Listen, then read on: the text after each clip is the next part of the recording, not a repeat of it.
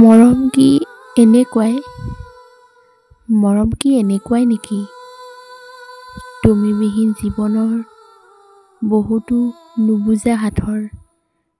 তুমি মোৰ বাবে এতিয়া এটি ভঙা সপোন। তোমালৈ বুলি ৰাখিছিলোঁ মৰম একাঁজলি, বুকুত সাঁচি ৰাখিছিলোঁ এসাগৰ সপোন আৰু ভালপোৱা।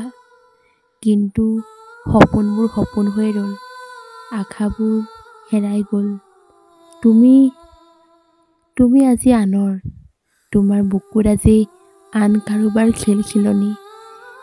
মই তোমাৰ বাবে অচিনাকি আৰু অবুজন।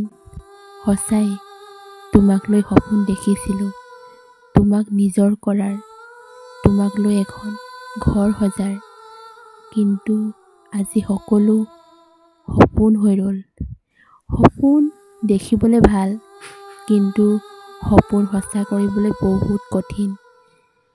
তোমাক লৈ দেখা সপোনবোৰ কেতিয়াও পূৰণ নহ'ল, তথাপি তোমালৈ আজিও সমানেই মৰম।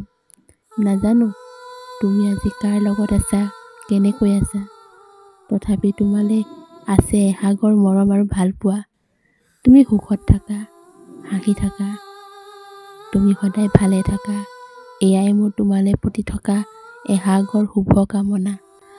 তুমিও মোৰ দৰে জীয়াই আছা নেকি এনেই জীৱনৰ কথা ভাবি? মাজে মাজে চকু লুটুকি আন্ধাৰ কোঠা এটিৰ কোণত বহি, যিকোনো গান শুনিলেই তাৰ মাজত নিজক বিচাৰি, আনক বুজাই বুজাই নিজেই ভাঙি পৰি, জীৱনটোক লৈ বহুত বিৰক্তি, অথচ সাঁচি ৰাখিছোঁ এখিলা আশাৰ পাহি।